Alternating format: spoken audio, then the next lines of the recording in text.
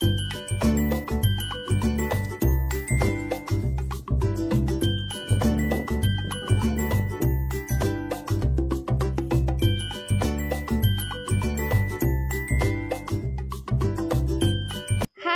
नमस्कार, मी छाया आपल्या सर्वांचं आपल्या आणखीन एका नवीन व्हिडिओमध्ये अगदी मनापासून स्वागत करते। तर मैत्रिणींनो, आजच्या व्हिडिओमध्ये मी तुम्हाला माझं संध्याकाळचं रुटीन, धपाट्याची मस्त अशी चमचमीत रेसिपी आणि काही किचन टिप्स आज तुमच्याशी मी शेअर करणार आहे। चला तर व्हिडिओला सुरुवात करूया। तर आधी किचन टिप्स मी तुमच्याशी शेअर करते। तर तुम्ही बघू शकता, गवती चहा हा जास्तीचा आणला होता गावाकडून, मी गावाला गेले होते तेव्हा। तर जास्त होता त्यामुळे म्हटलं सगळं फ्रीजमध्ये ठेवला तर थोड्या दिवसात तो काळपट पडतो।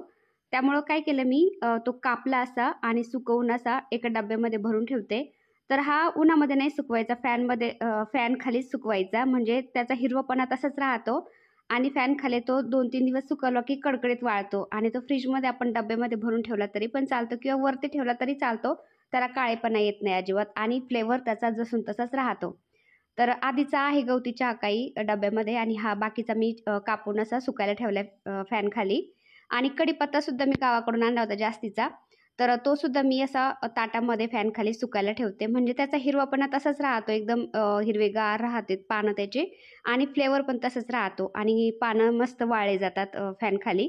आणि ओला जर ठेवायचा असेल कढीपत्ता तर असा काचेच्या बरणीमध्ये हवाबंद झाकण लावायचं, एकदम पॅक झाकण लावायचं आणि हवेबंद डब्यामध्ये वगैरे असा कढीपत्ता ठेवायचा। तर काचेच्या बरणीमध्ये ठेवायचं शक्यतो, तर आपल्याला कळतं पण कढीपत्ता काळपट पडायला लागलाय किंवा खराब झालाय वगैरे।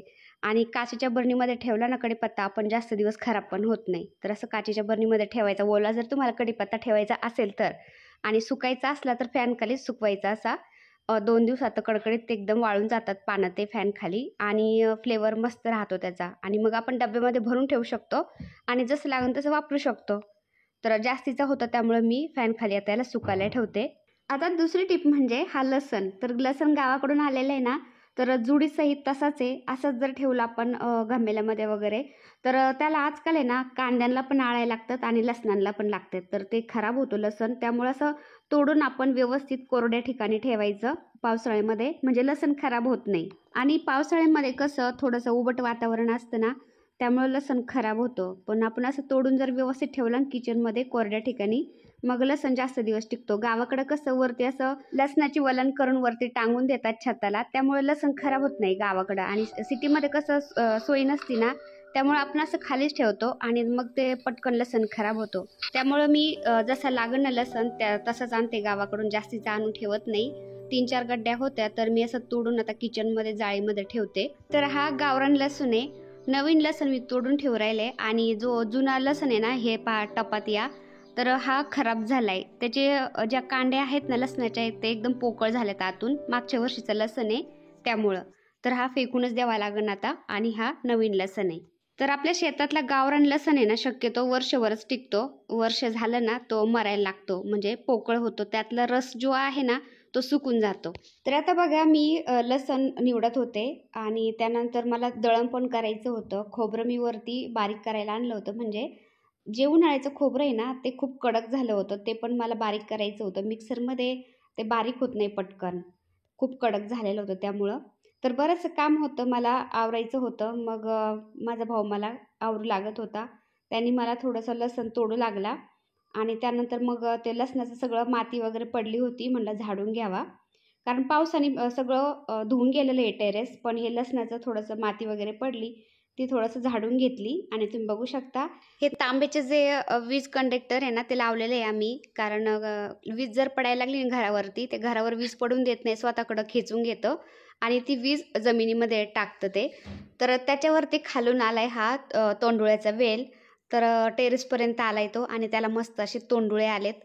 तर हे कच्चे खायला पण चांगले लागतात आणि मसाले भातामध्ये पण टाकले ना खूप छान लागतात। तर ते वरचे जेवढे हाताला लागतात तेवढे मी आता तोंडुळे काढून घेते। तर तुम्ही बघू शकता मस्त असे तोंडुळे आलेत। आता 2-3 दिवसापूर्वी एकच थोडासा पाऊस झालाय, तर हिरवं हिरवं दिसायला लागले थोडंसं आता।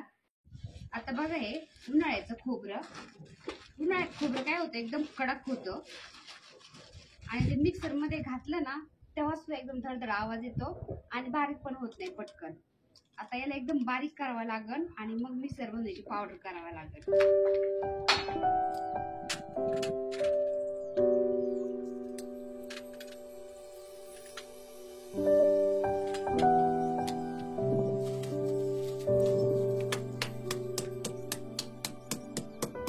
तर बघा आता एक खोबरं चाकूने सुद्धा कापत नाही, इतकं कडक झालंय ते.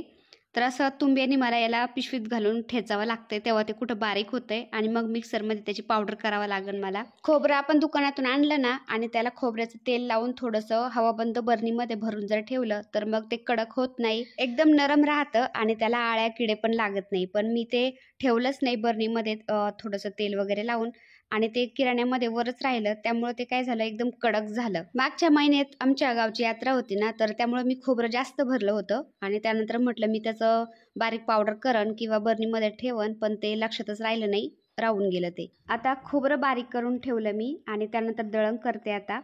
तर गव्हाचं दळण करायचंय मला. तर पावसाळ्यामध्ये असं थोडीशी तयारी करून ठेवली ना आपण, तर ते आपल्यालाच बरं पडतं. आणि पावसाळ्यात कसं 2-2, 3-3 दिवस पाऊस लागून पण राहतो आणि लाईटीचा पण खूप प्रॉब्लेम असतो. त्यामुळे मी 2-3 पायले असं दळण एकदम दळून आणत असते. म्हणजे पिठाचा पण आपल्याला काही प्रॉब्लेम येत नाही. आणि 2-3 पायल्या दळण करून आपण चाळून जर ठेवलं तर आपल्यालाच बरं पडतं. कारण घरात आहे ना आपण प्रत्येक वेळेस ते दळण चाळून जर मळलं पीठ तर काय होतं किचनमध्ये सगळीकडे धूळ उडती त्या पिठाची आणि ते सगळ्या जाळ्या-बिळ्या होतात त्या धुळीमुळं. त्यामुळं आपण एकदम असं दळण करून चाळून जर ठेवलं तर आपल्याला लगेच ते पीठ घेऊन मळता पण येतं आणि आपल्या किचनमध्ये सगळी धूळ पण होत नाही. आता बघा मी 4 वाजता लागले होते कामाला. आता संध्याकाळ होत आली म्हणजे सूर्य सगळा खाली मावळलाय, थोडीशी लालिमा पसरली आणि सगळं आवरेपर्यंत तुम्ही बघू शकता अंधार पडला होता. 3 पायला दळण केलं मी, खोबरं बारीक केलं, लसूण व्यवस्थित केला. तर इतकं काम पुरतं म्हणजे घरातलं काम आपल्याला पुरतंच, पण हे बाकीचं वरचं कामसुद्धा भरपूर असतं. तर आता उन्हाळ्यामध्ये मी धान्यांना पावडर लावून गोणीमध्ये तसेच भरून ठेवले होते. तर ते धान्य कोठीमध्ये सुद्धा भरायचं आहे. त्याला पुन्हा थोडीशी पावडर लावून म्हणजे पावसाळ्यामध्ये कसं किडे वगैरे होत नाही, डाळी नीट करायच्यात, सगळं भरपूर काम आहे. पण ते आता हळूहळू 2-3 दिवस मी करून ठेवन. कारण आमच्या इकडे एकच पाऊस झाला आहे, अजून पाऊस होणार आहे. त्यामुळं पावसाळ्याच्या आधी सगळं करून ठेवते 2-3 दिवसात. तर बाकीचं वरचं सगळं आवरल्यानंतर मी दिवाबत्ती केली आणि थोडंसं लसूण सोलावं म्हटलं. तर आम्ही थोडंसं असं निवांत बसलो ना, तर हे लावत असतात तारक मेहताजी का उलटा चष्मा आणि मग ते पाहता पाहता आम्ही थोडंसं लसूण सोलतो दोघं पण. तर महाराज खेळते गेम आणि मी सोलते लसूण. तर मुलांच्या शाळेमुळं अभ्यासामुळं आम्ही काही टी व्हीला रिचार्ज वगैरे करत नाही. यूट्यूबवरती म्हणजे वायफायवरती जे चालतं तेच आम्ही पाहतो.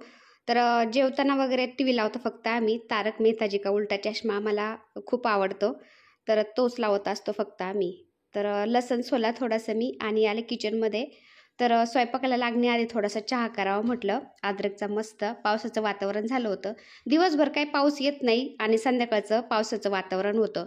आणि कधी पाऊस एकच झालाय फक्त गडगड गडगड करतं आणि ते निघून जातं. यावर्षी उन्हाळा तर इतका डेंजर गेला ना, खूप गरम होत होतं.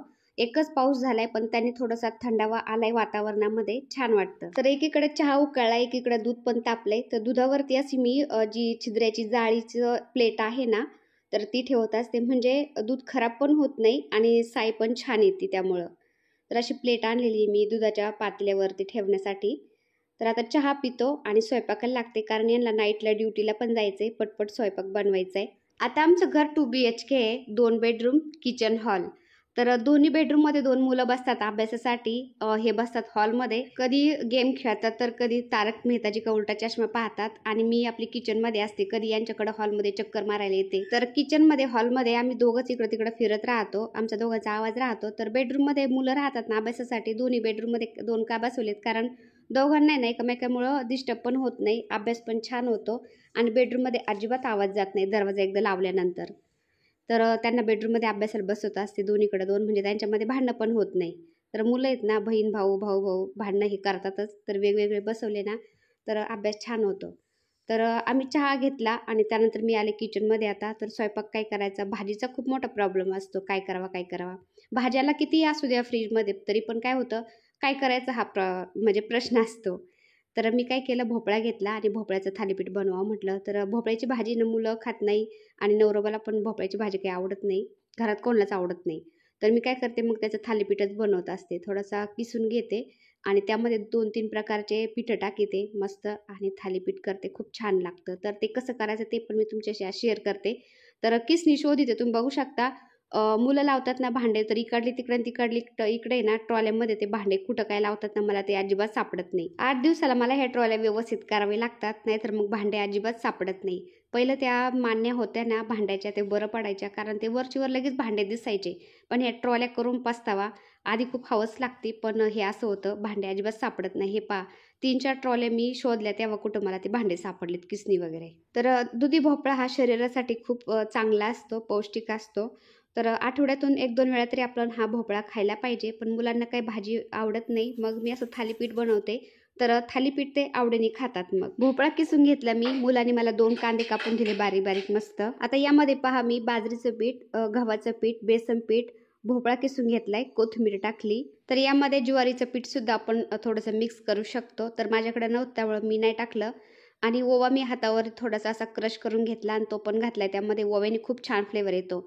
जिरा पावडर घातली 1 चमचाभर, हवरी घालते थोडीशी, आणि छोटा अर्धा चमचा हळद घातली. आता हे मसाल्याचे डबे, बरण्या वगैरे सगळं मी ठेवून देते वरती, म्हणजे किचनवरती मोकळा असले की स्वयंपाकाला बरं पडतं. धनिया पावडर पण मी थोडीशी घातली त्यामध्ये. आता 2 कांदे बारीक कापून दिले होते मला मुलांनी, ते पण टाकते यामध्ये. आणि लसण आणि हिरवी मिरचीची पेस्ट करून घेतली मिक्सरला मी, ती पण घालते. तर लाल मिर्च पावडर वगैरे काहीच नाही घालायची यामध्ये, लसण आणि हिरवी मिरचीची पेस्ट करून घालायची. तर फ्लेवरही छान येतो आणि खूप छान टेस्ट लागते. आणि चवीनुसार मीठ घातलं मी आणि याला मिक्स करून घेते आता. तर पिठाचं प्रमाण कमी जास्त झालं तरी पण चालतं, मी अंदाज 25 घेतलंय.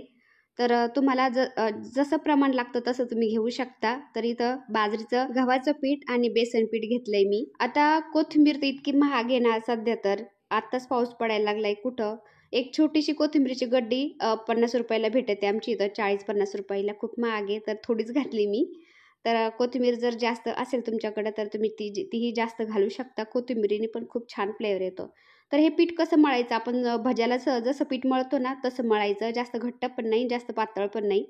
पीठ मळून घेतल्यानंतर मी दोन्हीकडे 2 तवे ठेवलेत, म्हणजे ते मंद आचेवरती खरपूस भाजलं ना खूप छान लागतं. जास्त वेळ लागतो आणि नवरोबाला ड्युटीला जायचं होतं. मग मी दोन्ही तवे टाकले दोन्ही गॅसवर आणि पटपट बनवून देते म्हणलं 2 धपाटे यांना. तर आजकाल याला थालीपीठ बोलतात, पण गावाकडे याला धपाटे बोलायचे पहिले. माझ्या आजीचं धपाटेच बोलायचे. तर धपाट्याचं पीठ वेगळंच करायचे पहिलं गावाकडं, हुरडा सगळं टाकून. पण आजकाल कसला हुरडा आणि कसलं काय, त्यामुळं असं मिक्स करून मिक्स डाळींचं वगैरे थालीपीठ छान लागतं, तेच बनवते मी. तर तुम्ही बघू शकता तवे थोडेसे मी तापून घेतले आणि थोडं थोडं तेल घातलं तव्यावरती, म्हणजे खाली चिपकणार नाही. आणि तवे एकदा तापले की मग गॅस एकदम बारीक करून घ्यायचा, आपल्याला धपाटं म्हणजे थालीपीठ यावरती तव्यावरती पसरूपर्यंत, म्हणजे खाली ते लागणार नाही. गॅस एकदम बारीक मंद केलाय मी आणि थालीपीठ असं पसरून घेते चमच्यानीच. तर पीठ आपण एकदम भज्याला लागतं ना तसंच केलेलं आहे, त्यामुळे पसरायला काही प्रॉब्लेम येत नाही. गावाकडे कसं पहिलं धपाट्याचं पीठ थोडंसं घट्ट मळायचे आणि एखाद्या कपड्यावरती, पंचावरती ते थापायचे आणि मग तव्यावरती टाकायचे. पण थालीपीठचं पीठ मी असं थोडंसं पातळ केलंय ना, ते चमच्याने छान पसरले जाते. आता पुन्हा थोडं थोडं तेल घालते मी आणि त्याला पलटून घेते. तर जास्त तेल नसेल तुम्हाला टाकायचं तर तुम्ही नाही टाकलं तरी पण चालतं. एकीकडून लावलं तेल तरी पण चालतं.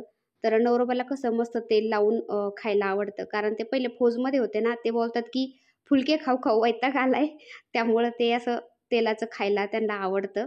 तर असं तेल मी मस्त पचपचीत लावलंय आणि खरपूस भाजून त्यांना कुरकुरीत देते. आता तुम्ही बघू शकता किती मस्त पलटले जातात आपले थालीपीठ, अजिबात चिपकत नाही तव्याला. तर 2 तवे वापरत असते मी. अलीकडला तवा आहे तो चपात्याचा आणि पलीकडला जे काळपट आहे तो भाकरीचा आहे. तर भाकर थोडी जळाली, थोडी लागली ना तर त्याला बिवे वाटतात असे, म्हणजे काळपट तवा होतो. तर हा तवा आहे भाकरीचा आणि हा चपात्याचा.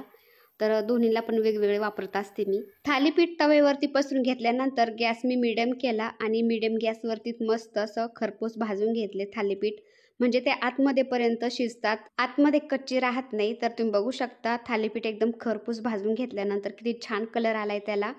तर टोमॅटो सॉस बरोबर, चटणी बरोबर खायला छान लागतात. तर नवरोबाला मी नेऊन देते आता हॉलमध्ये.